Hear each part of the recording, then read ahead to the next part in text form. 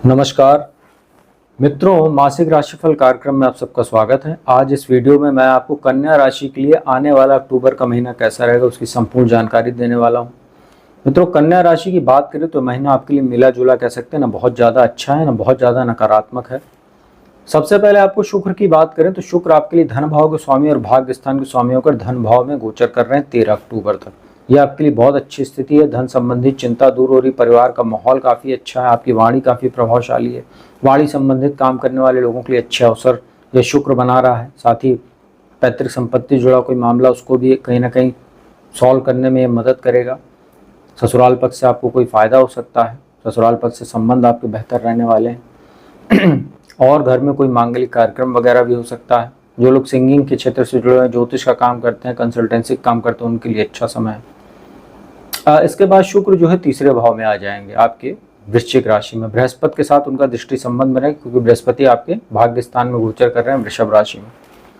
तो तीसरे भाव में भी शुक्र का गोचर बेहतर ही कह सकते हैं क्योंकि बृहस्पति की अच्छी और शुभ दृष्टि पड़ती रहेगी। छोटे भाई बहनों से संबंध आपके अच्छे रहेंगे, मित्रों का सहयोग आपको मिलने वाला है। तो शुक्र की स्थिति आपके लिए अच्छी है ओवरऑल पूरे महीने। इसके बाद बात करते हैं सब जो 13 अक्टूबर तक तो शुक्र की वजह से धन की स्थिति बहुत अच्छी थी। लेकिन इसके बाद क्या होगा, एक समस्या आपके लिए ये है कि जो सूर्य होते हैं आपके द्वादश भाव के स्वामी होते हैं खर्च के घर के, अभी वो 17 अक्टूबर तक आपकी ही राशि में लग्न में गोचर कर रहे हैं, केतु के साथ ग्रहण दोष में है। और यहाँ से वो निकलेंगे 17 अक्टूबर को और आपके धन भाव दूसरे भाव में चले जाएंगे जो वाणी का कुटुंब का स्थान होता है, और वो यहाँ पे नीच हो जाएंगे, नीच राशि तुला में गोचर करेंगे। अब यहाँ पर बुध के साथ उनका बुधादित्य राजयोग भी बनेगा क्योंकि 10 अक्टूबर को बुध जो है वो आपके दूसरे भाव तुला राशि में चले जाएंगे और 10 अक्टूबर तक बुध आपके लग्न में ही है, केतु के साथ जड़त्व दोष में। सूर्य के साथ वहाँ भी बुधादित्य उनका राजयोग बना रहेगा और जो है बुध वहाँ पर उच्च राशिस्थ और स्वराशिस्थ बैठे हैं, तो भद्र नाम का महापुरुष राजयोग भी आपके लिए बना रहेगा। तो सूर्य की बात करें तो 17 अक्टूबर को जब वो आएंगे तो यहाँ से आपके लिए कुछ धन संबंधी चिंता बढ़ जाएगी क्योंकि एक तो खर्च के स्वामी होते हैं, दूसरे भाव में बैठेंगे और भी नीच राशि में, तो संचित धन में कुछ कमी आपको देखने को मिलेगी। अगर कोई पैतृक संपत्ति जुड़ा मामला आपका 13 अक्टूबर तक हल नहीं हुआ है तो इसके बाद उसमें समस्या आ सकती है, वाद विवाद की स्थिति पैदा हो सकती है क्योंकि आपको वाणी दोष की भी समस्या रहेगी।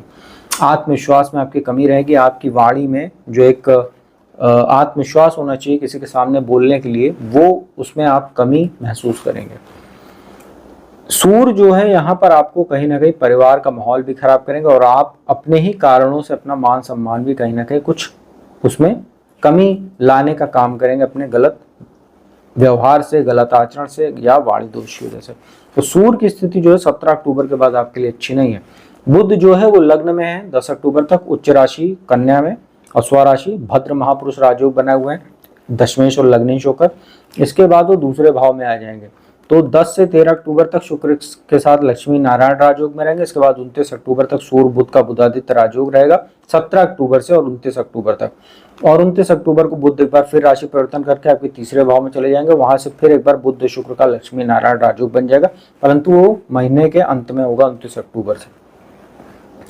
बुध लग्न में बैठे हैं, मान सम्मान में आपके बढ़ोतरी करते रहेंगे 10 अक्टूबर के बाद। इसके बाद वो दूसरे भाव में आ जाएंगे। तो 13 अक्टूबर से माफ कीजिएगा 10 अक्टूबर से और 17 अक्टूबर तक बहुत अच्छी स्थिति आपके लिए। वाणी संबंधित काम करने वाले लोगों के लिए अच्छा है और अच्छे बुध जो है आपको अपॉर्चुनिटी वगैरह देता रहेगा। लेकिन जैसे ही सूर्य यहाँ पर आएंगे वहां से बुध की स्थितियां आपके लिए बहुत अच्छी नहीं रहेंगी, ये आपको ध्यान रखना है। मंगल की बात करें 20 अक्टूबर तक वो आपके दशम भाव में गोचर कर रहे हैं। मंगल आपके लिए कोई योग कारक नहीं होते हैं, तीसरे भाव और अष्टम भाव के स्वामियों पर दशम भाव में। लेकिन दशम भाव में मंगल बली होते हैं, इनको दिशा बल मिलता है यहाँ पर।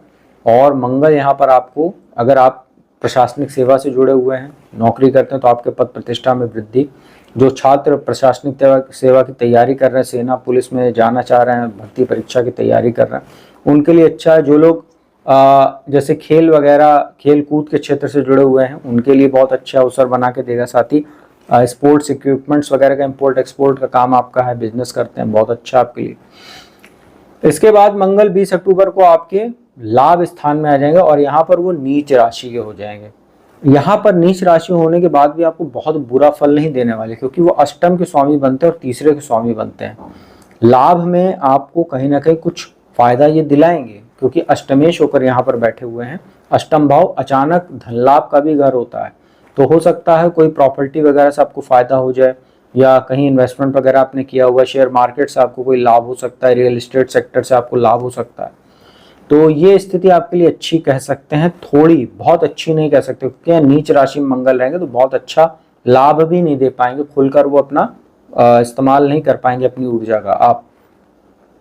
तो यहाँ पर आपको ध्यान रखना, और यहाँ से मंगल की दृष्टि धन भाव पर जाएगी, तो धन आपके पास आता रहेगा, लेकिन थोड़ी बहुत वाणी दोष की समस्या रहेगी, क्योंकि मंगल एक फायरी प्लैनेट है, उग्र प्लैनेट है, और उनकी वाणी स्थान पर दृष्टि जाना ये अच्छा नहीं होता। पंचम भाव पर जो दृष्टि रहेगी तो संतान के साथ कुछ मतभेद, संतान का स्वास्थ्य प्रभावित होना, उसको लेके कुछ चिंता आपको देखने को मिलेगी, और संतान उत्पत्ति जिनका समय चल रहा है उनको कुछ दिक्कत हो सकती है, इसका ध्यान रखिएगा। और मंगल की दृष्टि जो रहने वाली है वो छठे भाव पर भी रहेगी, तो रोग ऋण शत्रु में आपको कुछ फायदा दे सकते हैं, पुराना रोग वगैरह आपका था वो ठीक हो सकता है, और कहीं ना कहीं शत्रु वगैरह भी शांत रहेंगे। बृहस्पति आपके लिए बहुत अच्छी स्थिति में पूरे महीने, माफ कीजिएगा 9 अक्टूबर तक, क्योंकि 9 अक्टूबर के बाद बृहस्पति भी वक्री होने जा रहे हैं वृषभ राशि में, और जब बृहस्पति वक्री होंगे तो ये आपको इस समय भाग्य स्थान में गोचर कर रहे हैं, तो ये कहीं ना कहीं आपको अष्टम का भी फल देने लगेंगे। तो 9 अक्टूबर के बाद से आपको ये ध्यान रखना है, आपको लीवर या जैसे पाचन संबंधी कुछ समस्या हो सकती है, इसका ध्यान रखिएगा। अचानक कुछ समस्याएं भी आपको देखने को मिलेंगी, स्वास्थ्य संबंधी ज्यादा समस्या आपको देखने को मिल सकती है। हालांकि भाग्य स्थान में बृहस्पति बैठे हैं, लग्न पे उनकी दृष्टि है, तीसरे भाव पर दृष्टि और पंचम भाव पर दृष्टि है। 9 अक्टूबर तक आपके लिए अच्छा मान सम्मान बढ़ा रहे हैं, भाग्य में बढ़ोतरी कर रहे हैं, छोटे भाई बहनों से संबंध बेहतर कर रहे हैं, मित्रों का सहयोग, पिता का सहयोग। पंचम भाव पर दृष्टि कहीं ना कहीं लव रिलेशनशिप वगैरह के लिए भी ठीक ठाक है, और जैसे शिक्षा संतान के लिए भी अच्छी स्थिति बृहस्पति बनाए। 9 अक्टूबर के बाद थोड़ा आप केयरफुल रहना जब वक्री हो जाएंगे।